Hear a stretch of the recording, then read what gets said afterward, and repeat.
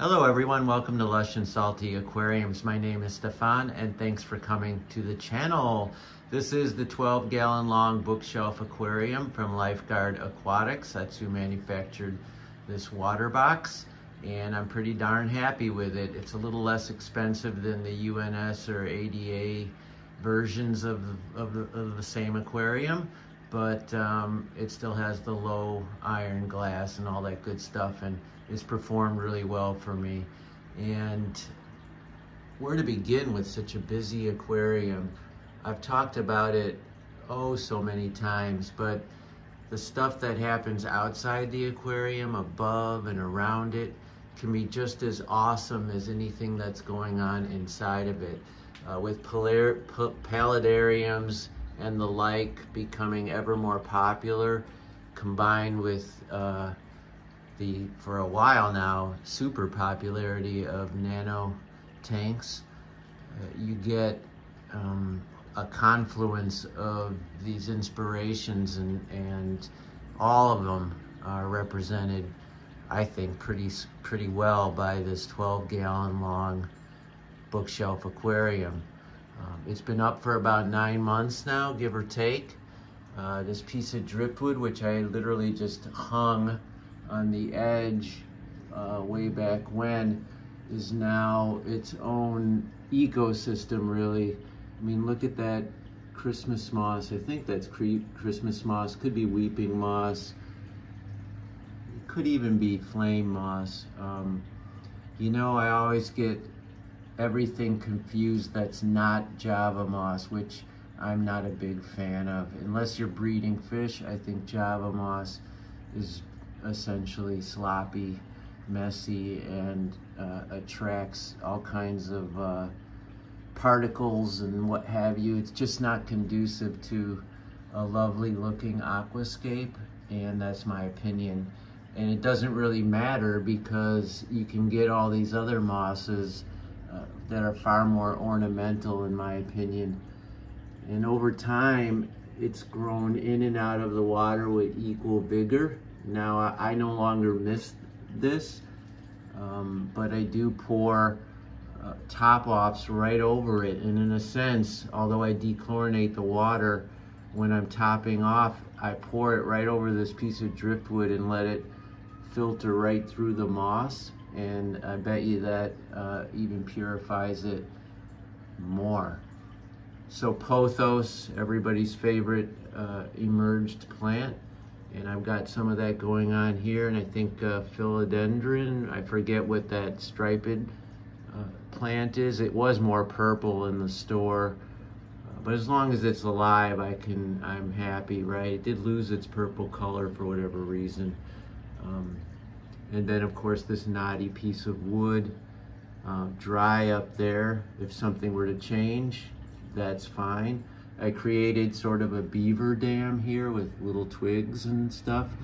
It used to have a purpose to try to keep all the duckweed and floating plants in one side of the aquarium or another, but obviously that no longer works. But I kept the effect because I think it's kind of natural and interesting and fun, and I can always remove the twigs if I am no longer interested in them. Now right below, you see all the roots from the red root floaters, a relatively new addition to this tank that I got from a fellow aquarist out in the suburbs here in Chicago. I mean, look at that, how cool is that? I hope it keeps its red color. That's not always the case if you don't have good lighting or CO2. I do have good lighting and I do use CO2, so I'm optimistic.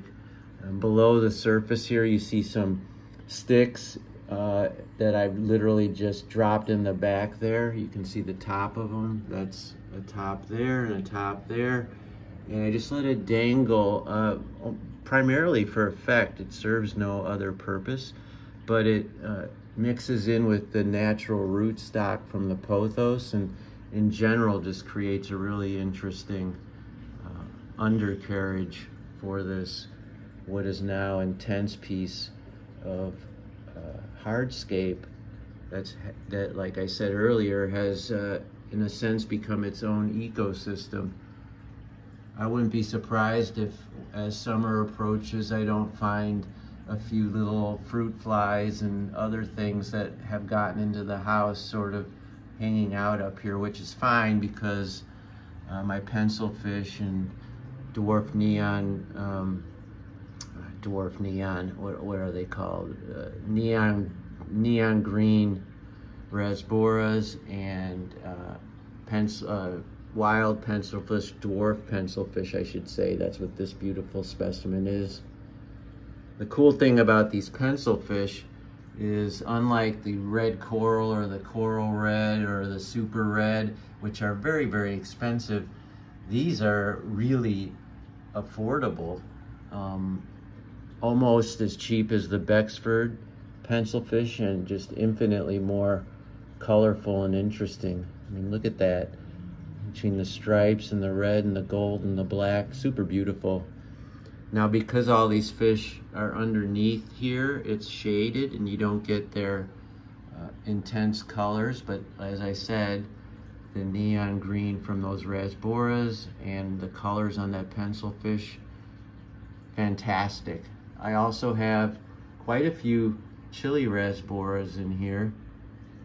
And sometimes they huddle up right in front, in between the roots of these plants, and with these red root floaters sort of color coordinating with the chili rasbora, just a fantastic effect. The cryptocorn, these plants here, all across the bottom, in a sense, far from being a ground cover, they, in a bookshelf tank almost, well, they do go right from top to bottom, and you get more of a forest effect, and I'm okay with that. I'm more than okay with it. This is the pink flamingo right here.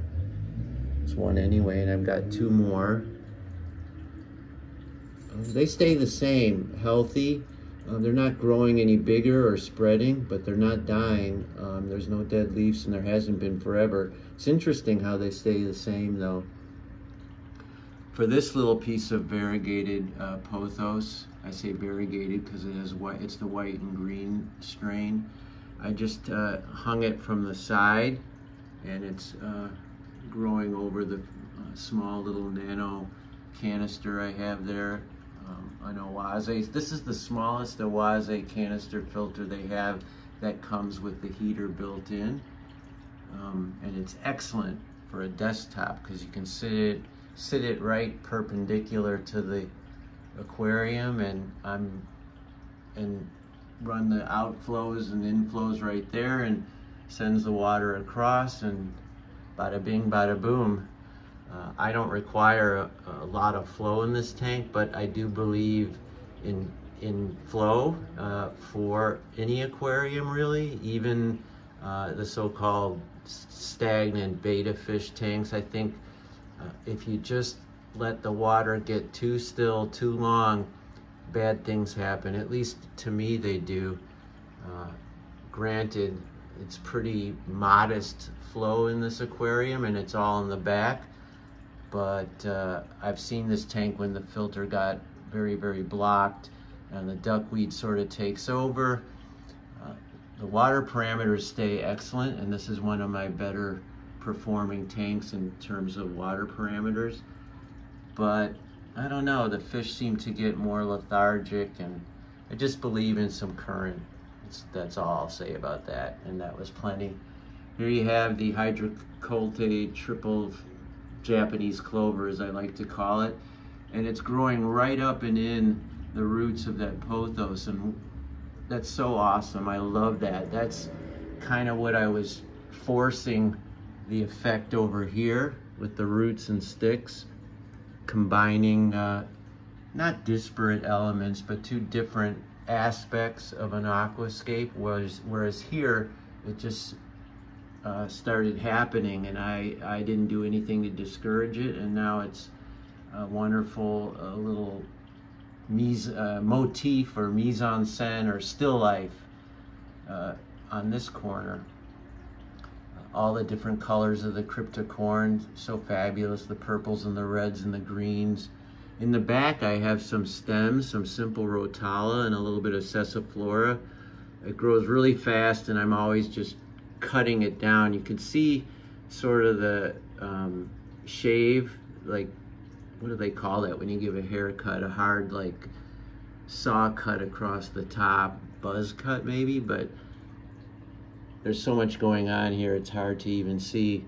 Sometimes I'm tempted to just take the rotala out altogether and see what that quote-unquote white space or blank space will look like in this aquarium, but the plant's real happy, and if it ain't fixed, God, am I a fool? If it isn't broken, don't fix it. I haven't had much of any problems in terms of detritus or algae in this aquarium. I get some hair algae, some blackbeard algae, but it's all manageable, and I don't really do much about it because some algae, not only is it natural looking, but it's as good an indicator of a healthy ecosystem as it can be the indicator of an unhealthy ecosystem. I mean, algae is the first plant, right? Probably was the first living thing on planet Earth. So I'm all for it. Surprised in this relative shade. I mean, it's a little bit lit up, so this inexpensive Hydralite, kind of their mid-level, is doing more than an adequate job keeping this hair grass nice and green and pretty and natural looking, free from algae. Super happy. And I just wanted to share that super happy video with you. All right, everybody, as usual, keep your hands in the tank, and ciao for now.